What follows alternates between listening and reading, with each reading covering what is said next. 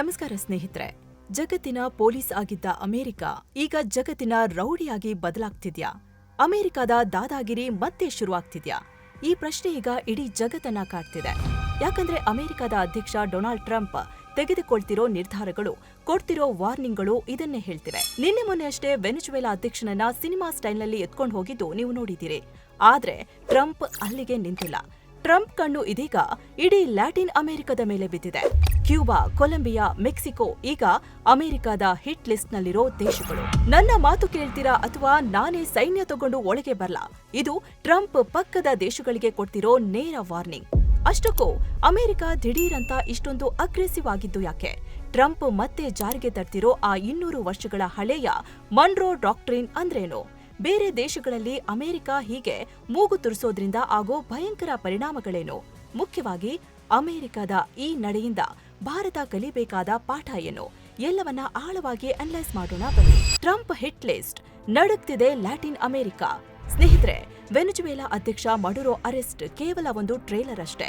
Trump ಅವರ ಅಸಲಿ target ಇರೋದು ತಮ್ಮ ಅಮೆರಿಕ ಖಂಡದಲ್ಲಿ ಯಾರೆಲ್ಲ ತಮ್ಮ ಮಾತು ಕೇಳ್ತಿಲ್ವೋ ಅವರನ್ನ ದಾರಿಗೆ ತರೋದು. ಅದರಲ್ಲೂ ಮುಖ್ಯವಾಗಿ 3 ದೇಶಗಳಿಗೆ ಟ್ರಂಪ್ ಸೀರಿಯಸ್ ವಾರ್ನಿಂಗ್ ಕೊಟ್ಟಿದ್ದಾರೆ. ಮೊದಲನೇದು ಕೊಲಂಬಿಯಾ. ಈ ಶಾಕಿಂಗ್ ಸ್ಟೇಟ್ಮೆಂಟ್ ನೋಡಿ. ಜನವರಿ 2026ರ ಆರಂಭದಲ್ಲಿ ಅಮೆರಿಕದ ಅಧ್ಯಕ್ಷ ಟ್ರಂಪ್ಗೆ ಒಬ್ಬ ಪತ್ರಕರ್ತ ಒಂದು ಪ್ರಶ್ನೆ ಕೇಳ್ತಾನೆ. ಕೊಲಂಬಿಯಾದಲ್ಲಿ ಡ್ರಗ್ ಹಾವಳಿ ಜಾಸ್ತಿ ಆಗಿದೆ ಅಲ್ವಾ? ನೀವು ಅಲ್ಗೆ ಅಮೆರಿಕದ ಮಿಲಿಟರಿಯನ್ನ ನುಗ್ಗಿಸ್ತೀರಾ ಅಂತ. ಅದಕ್ಕೆ ಟ್ರಂಪ್ ಕೊಟ್ಟ ಉತ್ತರ ಏನ್ ಗೊತ್ತಾ? It sounds good to me. ಯೋಚನೆ ಮಾಡಿ, ಒಂದು ಸ್ವತಂತ್ರ ದೇಶದ ಮೇಲೆ ಸೈನ್ಯ ನುಗ್ಗಿಸ್ತೀನಿ ಅನ್ನೋದನ್ನ ಟ್ರಂಪ್ ಎಷ್ಟು ಸಿಂಪಲ್ ಆಗಿ ಹೇಳ್ತಿದ್ದಾರೆ.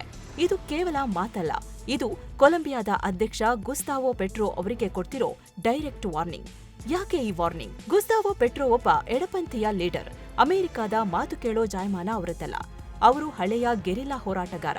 ಅಮೆರಿಕದ war on drugs policy fail ಆಗಿದೆ ಅಂತ ಓಪನ್ ಆಗಿ ಟೀಕೆ ಮಾಡಿದವರು. ಈಗ ಅಮೆರಿಕದ ವಾದ ಏನಂದ್ರೆ, ಜಗತ್ತಿನಲ್ಲಿ ಉತ್ಪತ್ತಿಯಾಗೋ ಒಟ್ಟು ಕೊಕೇನ್ನಲ್ಲಿ ಅತಿ ಹೆಚ್ಚು ಅಂದ್ರೆ ಬರೋಬ್ಬರಿ 3700 ಟನ್ಗೂ ಹೆಚ್ಚು ಕೊಕೇನ್ ಬರ್ತಿರೋದೇ ಈ ಭಾಗದಿಂದ. ನಮ್ಮ ದೇಶದ ಯುವಕರು ಹಾಳಾಗ್ತಿದ್ದಾರೆ. ಸೊ ನಾವು ಸುಮ್ನಿರಲ್ಲ. ಆದ್ರೆ ಅಸಲಿ ವಿಷಯ ಡ್ರಗ್ಸ್ ಅಷ್ಟೇನಾ? ಖಂಡಿತ ಅಲ್ಲ. ಅಮೆರಿಕಕ್ಕೆ ಬೇಕಿರೋದು ಕೊಲಂಬಿಯಾದಲ್ಲಿ ತಮಗೆ ಬೇಕಾದ ಸರ್ಕಾರ. ಪೆಟ್ರೋ ಅವರನ್ನ ಇಳಿಸಿ ತಮ್ಮ ಕೈಗೊಂಬೆಯನ್ನ ಕೂರಿಸೋ ಪ್ಲಾನ್ ನಡೀತಿದೆ ಅನ್ನೋ ಅನುಮಾನ ಈಗ ಬಲವಾಗ್ತಿದೆ. ಮೆಕ್ಸಿಕೋಗೆ ನುಗ್ಗಲು ಪ್ಲಾನ್. ಇನ್ನು ಅಮೆರಿಕದ ಅತಿ ಹತ್ತಿರದ ನೆರೆಹೊರೆಯ ದೇಶ ಮೆಕ್ಸಿಕೋ ಕಥೆ ನೋಡೋದಾದ್ರೆ ಅಲ್ಲೂ ಪರಿಸ್ಥಿತಿ ಉದ್ವಿಗ್ನವಾಗಿದೆ. ಈಗ ಅಲ್ಲಿ ಕ್ಲೌಡಿಯಾ ಶೀನ್ಬಾಮ್ ಅನ್ನೋ ಮಹಿಳೆ ಅಧ್ಯಕ್ಷರಾಗಿದ್ದಾರೆ. ಇವರು ಕೂಡ ಅಮೆರಿಕಾಗೆ ತಲೆಬಾಗದ ಸ್ಟ್ರಾಂಗ್ ಲೀಡರ್. ಅವರ ಬಗ್ಗೆ ಟ್ರಂಪ್ ಆಡಿರೋ ಮಾತು ಏನ್ ಗೊತ್ತಾ? ಅವರಿಗೆ ದೇಶದ ಮೇಲೆ ಕಂಟ್ರೋಲ್ ಇಲ್ಲ, ಮೆಕ್ಸಿಕೋವನ್ನ ಡ್ರಗ್ ಮಾಫಿಯಾದವರೇ ಆಳ್ತಿದ್ದಾರೆ ಅಂತ ನೇರವಾಗಿ ಹೇಳಿದ್ದಾರೆ. ಅಷ್ಟೇ ಅಲ್ಲ, ಮೆಕ್ಸಿಕೋಗೆ ಒಂದು ಡೇಂಜರಸ್ ಮೆಸೇಜ್ ಕೂಡ ಪಾಸ್ ಮಾಡಿದ್ದಾರೆ. ನಾನು ನಿಮ್ಮಲ್ಲಿರೋ ಡ್ರಗ್ ಕಾರ್ಟೆಲ್ ಅಂದ್ರೆ ಡ್ರಗ್ ಮಾಫಿಯಾವನ್ನ ಕ್ಲಿಯರ್ ಮಾಡೋಕೆ ಅಮೆರಿಕದ ಸೈನ್ಯವನ್ನ ಕಳಿಸ್ತೀನಿ ಅಂತ ಎಷ್ಟೋ ಸಲ ಕೇಳಿದೆ. ಆದ್ರೆ ನೀವು ಒಪ್ತಿಲ್ಲ. ಹಾಗಾಗಿ ನಾವೇ ಏನಾದ್ರೂ ಮಾಡ್ಬೇಕಾಗತ್ತೆ. ಗಮನಿಸಿ ಸ್ನೇಹಿತರೆ, ನಾವೇ ಏನಾದ್ರೂ ಮಾಡ್ಬೇಕಾಗತ್ತೆ ಅಂದ್ರೆ ಏನರ್ಥ? ಮೆಕ್ಸಿಕೋ ಪರ್ಮಿಷನ್ ಇಲ್ದೇ ಇದ್ರೂ ಅಮೆರಿಕದ ಸೈನ್ಯ ಮೆಕ್ಸಿಕೋ ಒಳಗೆ ನುಗ್ಗುತ್ತೆ ಅನ್ನೋದು ತಾನೆ. ಒಂದು ಸ್ವತಂತ್ರ ದೇಶದ ಗಡಿ ದಾಟಿ ಸೈನ್ಯ ನುಗ್ಸೋದು ಅಂತಾರಾಷ್ಟ್ರೀಯ ಕಾನೂನಿನ ಪ್ರಕಾರ ಯುದ್ಧಕ್ಕೆ ಸಮ. ಆದ್ರೆ ಟ್ರಂಪ್ ಅದ್ಯಾವುದಕ್ಕೂ ಕ್ಯಾರೆ ಅನ್ನೋ ಹಾಗಿಲ್ಲ. 3ನೇ ಟಾರ್ಗೆಟ್ ಕ್ಯೂಬಾ. ಕ್ಯೂಬಾ ಮತ್ತು ಅಮೆರಿಕದ ದ್ವೇಷಕ್ಕೆ ದಶಕಗಳ ಇತಿಹಾಸ ಇದೆ. ಟ್ರಂಪ್ ಈಗ ಕ್ಯೂಬಾ ದೇಶವನ್ನ ಫೇಲಿಂಗ್ ನೇಷನ್ ಅಂದ್ರೆ ಸೋತ ದೇಶ ಅಂತ ಕರೆದಿದ್ದಾರೆ. ವೆನೆಜುವೆಲಾ ಅಧ್ಯಕ್ಷನನ್ನ ಎತ್ಕೊಂಡ್ ಬಂದ್ಮೇಲೆ ಟ್ರಂಪ್ ಅವರ ನೆಕ್ಸ್ಟ್ ಟಾರ್ಗೆಟ್ ಕ್ಯೂಬಾನೇ ಇರಬಹುದು ಅನ್ನೋ ಅನುಮಾನ ಈಗ ಜಗತ್ತಿನಾದ್ಯಂತ ಕಾಡ್ತಿದೆ. ಏನಿದು ಮೊನ್ರೋ ಡಾಕ್ಟ್ರಿನ್? 200 ವರ್ಷಗಳ ಹಳೆಯ ಹಠ. ಸ್ನೇಹಿತರೆ, ಟ್ರಂಪ್ ಯಾಕೆಷ್ಟು ಅಗ್ರೆಸಿವ್ ಆಗ್ತಿದ್ದಾರೆ? ಇದರ ಹಿಂದಿರೋದು ಇವತ್ತು ನಿನ್ನೆಯ ಪಾಲಿಸಿ ಅಲ್ಲ, ಬರೋಬ್ಬರಿ 200 ವರ್ಷಗಳ ಹಳೆಯ ಒಂದು ಸಿದ್ಧಾಂತ. ಅದೇ ಮನ್ರೋ ಡಾಕ್ಟ್ರಿನ್. ಏನಿದು ಮನ್ರೋ ಡಾಕ್ಟ್ರಿನ್? 1823ರಲ್ಲಿ ಅಮೆರಿಕದ ಅಧ್ಯಕ್ಷ ಜೇಮ್ಸ್ ಮನ್ರೋ ಈ ಪಾಲಿಸಿ ತಂದಿದ್ರು. ಸಿಂಪಲ್ ಆಗಿ ಹೇಳ್ಬೇಕು ಅಂದ್ರೆ ಉತ್ತರ ಅಮೆರಿಕ ಮತ್ತು ದಕ್ಷಿಣ ಅಮೆರಿಕ ಅಂದ್ರೆ ಈ ಪೂರ್ತಿ ವೆಸ್ಟರ್ನ್ ಹೆಮಿಸ್ಫಿಯರ್ ಅಮೆರಿಕದ ಪ್ರೈವೇಟ್ ಪ್ರಾಪರ್ಟಿ ಇದ್ದ ಹಾಗೆ. ಇದು ನಮ್ಮ ಹಿತ್ತಲು. ಇಲ್ಲಿ ಯುರೋಪ್ ಆಗ್ಲಿ ಬೇರೆ ಯಾರೇ ಆಗ್ಲಿ ಮೂಗು ತುರಿಸೋವಂತಿಲ್ಲ. ಇಲ್ಲಿ ಏನೇ ನಡೆದ್ರೂ ಅಮೆರಿಕ ಹೇಳಿದ್ದೇ ಫೈನಲ್. ಅಮೆರಿಕದ ದರ್ಬಾರ್. ಈಗ 2025-26ರಲ್ಲಿ ಟ್ರಂಪ್ ಮಾಡ್ತಿರೋದು ಇದನ್ನೇ. ವೈಟ್ ಹೌಸ್ನ ಡಾಕ್ಯುಮೆಂಟ್ಗಳಲ್ಲೇ ಈ ಬಗ್ಗೆ ಉಲ್ಲೇಖ ಇದೆ.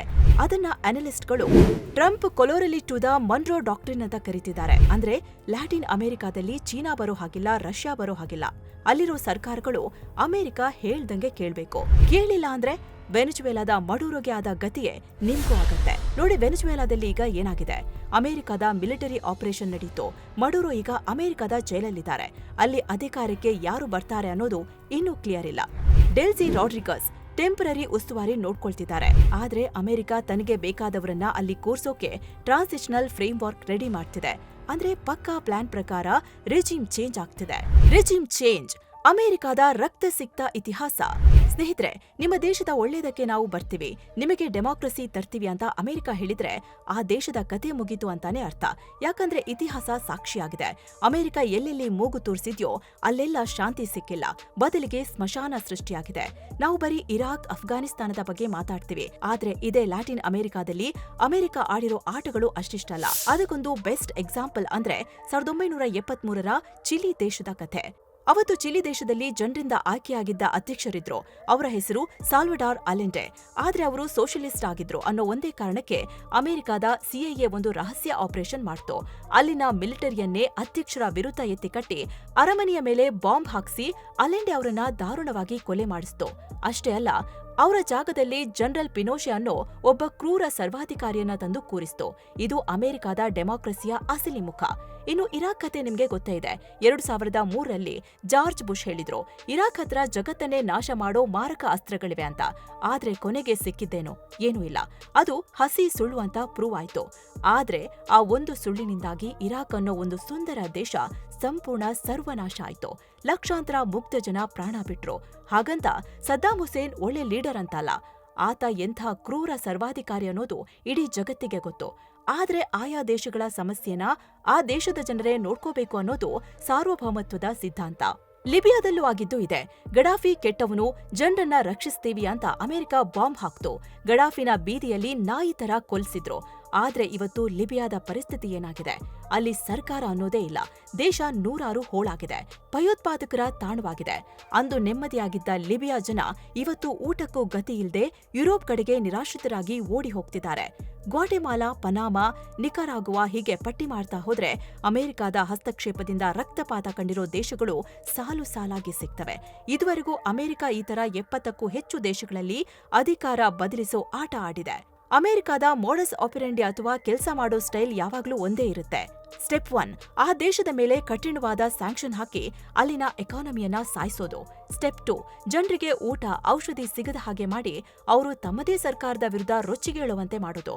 ಸ್ಟೆಪ್ 3, ಕೊನೆಗೆ ಜನರ ರಕ್ಷಣೆ ನೆಪದಲ್ಲಿ ಮಿಲಿಟರಿ ನುಗ್ಗಿಸಿ ಅಲ್ಲಿ ತಮಗೆ ಬೇಕಾದ ಕೈಗೊಂಬೆ ಸರ್ಕಾರ ತರೋದು. ಈಗ ಟ್ರಂಪ್ ಅದೇ ಹಳೆ ಸ್ಕ್ರಿಪ್ಟ್ ಅನ್ನ ಮತ್ತೆ ಓಪನ್ ಮಾಡಿದ್ದಾರೆ. ಈಗ ವೆನೆಜುವೆಲಾದಲ್ಲಿ ನಡೀತಿರೋದು ಇದೇ ಸ್ಕ್ರಿಪ್ಟ್. ಮೆಕ್ಸಿಕೋ ಮತ್ತು ಕೊಲಂಬಿಯಾಗೆ ಟ್ರಂಪ್ ಕೊಡ್ತಿರೋ ವಾರ್ನಿಂಗ್ ಕೂಡ ಇದೇ ಸ್ಕ್ರಿಪ್ಟ್ನ ಭಾಗ. ಹಾಗಾಗಿ ಜಗತ್ತು ಈಗ ಭಯ ಪಡ್ತಿರೋದು ಅಮೆರಿಕದ ಈ ರಕ್ತ ಸಿಕ್ತ ಇತಿಹಾಸ ಮತ್ತೆ ರಿಪೀಟ್ ಆಗ್ತಿದ್ಯಾ ಅಂತ. ಪರಿಣಾಮಗಳು ಬೆಂಕಿಯ ಜೊತೆ ಸರಸ. ಅಮೆರಿಕದ ಈ ದಾದಾಗಿರಿಯಿಂದ ಆಗೋ ಸೈಡ್ ಇಫೆಕ್ಟ್ ಅಷ್ಟಿಷ್ಟಲ್ಲ. Migration irony. ಇದು ಟ್ರಂಪ್ಗೆ ಇರೋ ದೊಡ್ಡ ವಿಪರ್ಯಾಸ. ಟ್ರಂಪ್ ಹೇಳ್ತಾರೆ ನಮಗೆ ವಲಸಿಗರು ಬೇಡ ಅಂತ. ಆದ್ರೆ ಇತಿಹಾಸ ಏನ್ ಹೇಳುತ್ತೆ? ಅಮೆರಿಕ ಯಾವಾಗೆಲ್ಲ ಲ್ಯಾಟಿನ್ ಅಮೆರಿಕಾದಲ್ಲಿ ಸರ್ಕಾರಗಳನ್ನ ಉರುಳಿಸಿದ್ಯೋ, ಸ್ಯಾಂಕ್ಷನ್ ಹಾಕಿದ್ಯೋ, ಆವಾಗೆಲ್ಲ ಅಲ್ಲಿ ಬಡತನ ಹೆಚ್ಚಾಗಿ ಜನ ಗುಳೆ ಹೊರಟಿದ್ದಾರೆ. ವೆನೆಜುವೆಲಾದಿಂದ ಈಗಾಗಲೇ ಲಕ್ಷಾಂತರ ಜನ ಓಡಿ ಹೋಗಿದ್ದಾರೆ. ಈಗ ಟ್ರಂಪ್ ಮತ್ತೆ ಅದೇ ತಪ್ಪು ಮಾಡ್ತಿದ್ದಾರೆ. ಇದರಿಂದ ಮೈಗ್ರೇಷನ್ ಕಡಿಮೆ ಆಗಲ್ಲ, ಉಲ್ಟಾ ಜಾಸ್ತಿ ಆಗುತ್ತೆ. ಶತ್ರುಗಳ ಪಾಳಯಕ್ಕೆ ನೂಕುವುದು. ಅಮೆರಿಕದ ಈ ದಬ್ಬಾಳಿಕೆಯಿಂದ ಬೇಸತ್ತಿರೋ ಲ್ಯಾಟಿನ್ ಅಮೆರಿಕದ ದೇಶಗಳು ಈಗ ಪರ್ಯಾಯ ಮಾರ್ಗ ಹುಡುಕ್ತಿದ್ದಾವೆ. ಅವರಿಗೆ ಈಗ ಕಾಣಿಸ್ತಿರೋದು ಚೀನಾ ಮತ್ತು ರಷ್ಯಾ. ಬ್ರೆಜಿಲ್, ವೆನೆಜುವೆಲಾ ಈಗಾಗಲೇ ಬ್ರಿಕ್ಸ್ ಕಡೆ ವಾಲ್ತಿವೆ. ಚೀನಾ ಅಲ್ಲಿ ಇನ್ಫ್ರಾಸ್ಟ್ರಕ್ಚರ್ ಲೋನ್ ಕೊಡ್ತಿದೆ, ರಷ್ಯಾ ಸೆಕ್ಯೂರಿಟಿ ಕೊಡ್ತಿದೆ. ಅಮೆರಿಕ ತನ್ನ ಹಿತ್ತಲನ್ನ ಕ್ಲೀನ್ ಮಾಡೋಕೆ ಹೋಗಿ ಅಲ್ಲಿ ಶತ್ರುಗಳಿಗೆ ರೆಡ್ ಕಾರ್ಪೆಟ್ ಆಗಿ ಕೊಡ್ತಿದೆ ಅನ್ಸತ್ತೆ. ಗ್ಲೋಬಲ್ ಸೌತ್ ನಾಯಕತ್ವ. ಅಮೆರಿಕ ಹೀಗೆ ಚಿಕ್ಕ ದೇಶಗಳ ಮೇಲೆ ದಬ್ಬಾಳಿಕೆ ಮಾಡ್ತಿರೋದು ಭಾರತಕ್ಕೆ ಒಂದು ಚಾಲೆಂಜ್ ಮತ್ತು ಅವಕಾಶ ಎರಡೂ ಹೌದು. ಗ್ಲೋಬಲ್ ಸೌತ್ ಅಂದ್ರೆ ಅಭಿವೃದ್ಧಿ ಹೊಂದುತ್ತಿರುವ ದೇಶಗಳ ಲೀಡರ್ ಆಗಿ ಭಾರತ ಇಂಥ ಏಕಪಕ್ಷೀಯ ದಾಳಿಗಳನ್ನ ಖಂಡಿಸಬೇಕಾಗತ್ತೆ. ಇದು ಜಾಗತಿಕ ಮಟ್ಟದಲ್ಲಿ ಭಾರತದ ಜವಾಬ್ದಾರಿಯನ್ನ ಹೆಚ್ಚಿಸಿದೆ. ದಾದಾಗಿರಿಯ ಅಂತ್ಯ ಏನಾಗತ್ತೆ? ಸ್ನೇಹಿತರೆ, ಅಮೆರಿಕದ ಫಾರಿನ್ ಪಾಲಿಸಿಲಿ ಒಂದು ಮಾತಿದೆ, speak softly and carry a big stake. ಮೆತ್ತಗೆ ಮಾತಾಡಿ, ಆದ್ರೆ ಕೈಲೊಂದು ದೊಡ್ಡ ದೊಣ್ಣೆ ಇರ್ಲಿ. ಆದ್ರೆ ಟ್ರಂಪ್ ಸರ್ಕಾರದಲ್ಲಿ ಮಾತು ಕೂಡ ಜೋರಾಗಿದೆ, ಕೈಲಿರೋ ದೊಣ್ಣೆನೂ ದೊಡ್ಡದಾಗಿದೆ. ಅಮೆರಿಕ 21ನೇ ಶತಮಾನದಲ್ಲೂ 19ನೇ ಶತಮಾನದ ಗನ್ ಬೋಟ್ ಡಿಪ್ಲೊಮಸಿ ಮಾಡೋಕೆ ಹೊರಟಿದೆ. ತನ್ನ ಮಿಲಿಟರಿ ಪವರ್ ಬಳಸಿ ತನಗೆ ಬೇಕಾದನ್ನ ಪಡ್ಕೋಬಹುದು ಅನ್ನೋದು ಟ್ರಂಪ್ ಲೆಕ್ಕಾಚಾರ. ಡ್ರಗ್ಸ್ ಮಾಫಿಯಾ ಅಥವಾ ಸರ್ವಾಧಿಕಾರಿಗಳನ್ನ ಮಟ್ಟ ಹಾಕಬೇಕು ಅನ್ನೋದ್ರಲ್ಲಿ ಎರಡನೇ ಮಾತಿಲ್ಲ. ಆದ್ರೆ ಅದನ್ನ ಮಾಡುವ ನೆಪದಲ್ಲಿ ಒಂದು ಸ್ವತಂತ್ರ ದೇಶದ ಸಾರ್ವಭೌಮತ್ವವನ್ನೇ ತುಳಿಯೋದು ಎಷ್ಟರ ಮಟ್ಟಿಗೆ ಸರಿ? ಜಗತ್ತು ಬದಲಾಗಿದೆ. ಮೆಕ್ಸಿಕೋ, ಕೊಲಂಬಿಯಾದಂಥ ದೇಶಗಳು ಈಗ ಸುಮ್ಮನೆ ಕೂರೋದಿಲ್ಲ. ಚೀನಾ, ರಷ್ಯಾದಂಥ ದೇಶಗಳು ಈ ಬೆಂಕಿಗೆ ತುಪ್ಪ ಸುರಿಯೋದ್ರಲ್ಲಿ ಡೌಟೇ ಇಲ್ಲ. ಅಮೆರಿಕದ ಈ ಮನ್ರೋ ಡಾಕ್ಟ್ರಿನ್ 2.0 ಜಗತ್ತನ್ನ ಇನ್ನೊಂದು ದೊಡ್ಡ ಸಂಘರ್ಷದ ಕೂಪಕ್ಕೆ ತಳ್ಬೋದು. ಭಾರತ ಕೂಡ ಈ ಬೆಳವಣಿಗೆಗಳನ್ನ ಹದ್ದಿನ ಕಣ್ಣಿಟ್ಟು ನೋಡ್ಬೇಕಿದೆ. ನಿಮ್ಗೇನನ್ಸುತ್ತೆ ಸ್ನೇಹಿತರೆ? ಅಮೆರಿಕ ತನ್ನ ಲಾಭಕ್ಕಾಗಿ ಬೇರೆ ದೇಶಗಳ ಸಾರ್ವಭೌಮತ್ವವನ್ನ ತುಳಿಯೋದು ಸರಿನಾ? ಭಾರತದ ವಿಷಯದಲ್ಲಿ ರೂಲ್ಸ್ ಮಾತಾಡೋ ಅಮೆರಿಕ ತಾನು ಅದನ್ನ ಮುರಿಯೋದು ಎಷ್ಟು ಸರಿ? ನಿಮ್ಮ ಅಭಿಪ್ರಾಯವನ್ನ ಕಮೆಂಟ್ ಮಾಡಿ ತಿಳಿಸಿ. ವಿಡಿಯೋ ಇಷ್ಟ ಆಗಿದ್ರೆ ಲೈಕ್ ಮಾಡಿ, ಶೇರ್ ಮಾಡಿ. ಇದು ಮಸ್ತ್ ಮಗ. ನಮಸ್ಕಾರ.